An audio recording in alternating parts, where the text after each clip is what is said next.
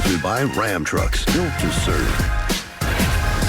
Back here, first things first, now joined by two-time Super Bowl champ and 11-year NFL vet, Chris Long. Chris, good morning. Thanks for being with us. We're going to dive right in. How have you been spending the last couple of weeks in quarantine? I'm asking mainly because I'm desperate for ideas at this point. Well, definitely not getting outside. As you can see, I'm looking a little bit pale on this Skype call. I've been churning out the podcasts. I've been hanging out with my family. Listen, it's tough. It's something we have to do, but I'm thinking about all the people on the front lines right now. First responders, medical staff, and essential workers. It's crazy that the hardest thing I have to do is sit home. I'm just fine. My family's healthy. So, Chris, you obviously were drafted number 2 overall as a defensive end pass rusher. It would appear the number 2 overall pick this year is going to be a defensive end pass rusher in Chase Young. If you sat with him, what advice would you give him, and what type of pressure did you feel as a guy who was expected, probably unfairly, come in and be a 12-sack a season guy immediately? Yeah, it's hard. I mean, because so much goes into pass rushing that you have no control over, like leads, how many times the ball is thrown on you, coverage, and those things aren't going to be probably factors that you're excited about when you go to a lesser team that picks at the top of the draft. So I would just say stay patient, and pass rushing is one of these things that it's not always a Nick Bosa situation where the first year you're up near double digits. It sometimes takes 2-3 years. I know for me, it took about 3 years to get to a point where I started a streak of averaging about double digits for 4 years. So my first 2 years, there were trying times where I wondered if I was good enough. I know Chase might have moments like that, but he's way more talented than I was, and he'll be great, I think. Chris, you had a long NFL career, and you very quickly transitioned to having a great NFL-focused podcast. It's called The Green Light. Everybody should get it. So now that you're a media member, I want to ask you about a media story. Odell rumors yesterday. They were flaring up. They were false. Oh, maybe they've got an inkling of truth. How do you view that story from your player side of your brain, and how do you view it from, now that you're a media member? Well, first off, the most interesting part of that story was it had me taking notes for like an hour, and then I realized it was a fake story. So anybody can get got. And then I would just say, hypothetically, that would be a good trade for Cleveland. It is a deep wide receiver class. I think in Minnesota, if that trade were hypothetically going to happen, I'm not sure you make it. I would love to see Odell at some point with a quarterback that's long established, with one of those. Like, what if you had Odell and A-Rod? If he were ever getting moved, that'd be really interesting to me.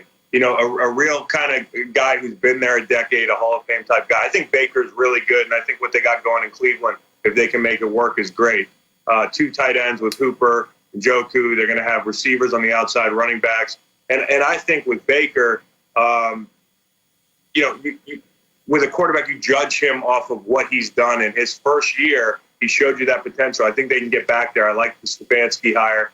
I don't know that Odell's going anywhere, but if he was, how about Green Bay? Not bad. All right, Chris, let me ask you this. You won 2 Super Bowls, one with the Eagles, one with the Patriots. We joked earlier before we started the interview, clearly you're in the Eagles room of your house right now. Two very different teams, obviously, that went on to win those Super Bowls. Did one mean more to you because the personalities of both teams were so vastly different? Well, I think maybe the personalities of the organizations were different, but one thing those 2 teams had in common was great teammates and great locker rooms. So for me, it was just the difference was there was one team that was kind of a championship machine, so I was a part of that process. You join an established program, and the other was Philly, where you meet grown men who are 65 years old, and they're crying, and they say they've been waiting their whole life for a championship, and that's a little bit different. The first time you get to go down Broad Street for that parade, that's a day I'll never forget. I never felt like I was more part of a city in my life, and everybody was kind of rallied together. The underdog mentality the journey with which it took to get there, and the improbability. I mean, even at the beginning of the season, we were picked to be a bottom 10 team. So to do that with a backup quarterback for a city that had been waiting 50 plus years is pretty remarkable. Chris, to kind of piggyback off that, I want to go to the Patriots Super Bowl that you won. I was fortunate enough to spend some time with your dad a few months after you won that Super Bowl. And he told me an amazing story that offseason you were choosing between Atlanta and New England.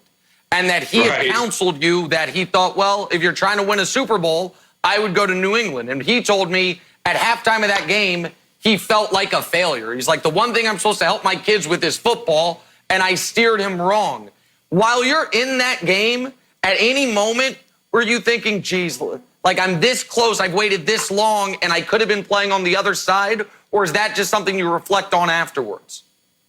I think it's something more you reflect on afterwards. It was pretty interesting to me as the smoke cleared that game, looking back and saying, wow, it did come down to, meeting in Atlanta with Dan Quinn and then popping up to New England. But the good thing is, like most kids, we listen to our parents, but we kind of make decisions on our own. So, I wouldn't blame my dad. He certainly said to me, because when I came from the Rams, we averaged four wins over 8 years. And for me, I felt like my career was a bit of a waste without winning. So I was ready to shamelessly do whatever it took as far as hopping on a team that had a good shot. You want to call it ring chasing, whatever. But I feel better because the next year you can't call me a ring chaser deciding to go to Philly. Chris, Cam Newton still a free agent. Where do you think he ends up? Man, you hear Jacksonville, but I'm not sure Jacksonville's serious about winning this year. I hear reports that Cam could wait till August, I think, to sign. And I think that's probably the right move. I think he should be patient, wait it out. I thought the Chargers would be a good destination, but I don't know what's going to happen in the draft at that spot. I don't know if they're going to get their guy. It's probably the toughest offseason for a quarterback like Cam to enter free agency because of the influx of talent from the draft, because of the quarterback movement, and mainly because of coronavirus and the inability for teams to get quality physicals on guys. So if I'm a team, I would certainly take a shot at Cam and see what he's got left in the tank. He is north of 30. He is coming off a couple injuries, but you can't help but remember that 2015 year and everything that came before it and just after it. All right, Chris, we're going to play a little rapid fire. First answer that pops into your head. I'm going to ask you a couple quick questions. Here we go. Number one, best advice Belichick ever gave you? Man. Oh. I think I blacked it all out. It was so traumatic. Any advice, Belichick? You know what makes Bill great? He could walk around the field and coach every position better than all the position coaches. And I mean that respectfully to the position coaches, maybe save for Scar, the O-line coach, but he was great at every position. So he even coached me at D-line stuff. I can't remember one, but he was great. All right, here we go. Next one. What former player in the NFL would you least like to be quarantined with? Oh, man, former Mike Bennett. We're like best friends, but we argue like we're married. And so I would say Mike Bennett. We would probably be killing each other by day 2. Okay. Better Super Bowl ring, nicer, fancier, whatever you want to call it. Eagles, Patriots. Well, the Patriots 283 diamonds now because of the 28-3 thing. Which was a nice touch, but I would say the Eagles because my favorite color is green. Ooh. All right, I got 3 NFL draft questions for you. The underdog mask on the inside. If you take the ring off, the underdog mask is on the inset of the ring, and I feel pretty good about that because me and Lane Johnson ordered those specifically off Amazon together. Chris, I got 3 NFL draft questions. First one, biggest sleeper in this draft? Sleeper. Let me go. I'm going to go with a Virginia guy. I want to mention my Virginia guys. I mean, you've got Bryce Perkins, who was the most electric quarterback and player in the ACC who could slide a bit. He didn't get invited to the combine. Joe Reed, Bryce Perkins. So, those type of guys. I mean, Bryce Hall, everybody knows he's good. He's probably a first-round pick, but those two guys maybe are going to be sleepers from Virginia. All right, and here's my last one. Biggest chance to be an absolute superstar. Superstar, not just a star, superstar. Oh, man, superstar. Whew. I'm going to go with Joe Burrow. I know that's a chalky answer, but if he can put it together on the field, I know it was a bit of a one-year thing, and you wonder how much of that was Joe Brady and all of that, but he just has this mentality that I think is rare that players can see, hearing him talk, watching him operate. I haven't seen a quarterback like that with that mentality in some time. I think he's got a chance to be a superstar if he can put it together physically. All right, Chris, we'll get you out of here on this one. Tom Brady, the greatest quarterback ever, seems like an amazing dad, a wonderful husband. He's never made any public misstep whatsoever. So to get you out of here on this, what is the worst thing about Tom Brady? The worst thing about Tom Brady? Golly. I don't know. It's hard. Whew. Come on. His haircut's back in the early 2000s. The answer's nothing. His haircut's in the early 2000s. Oh, no, you said his haircut? Oh. In the early 2000s. Okay. No, early 2000s.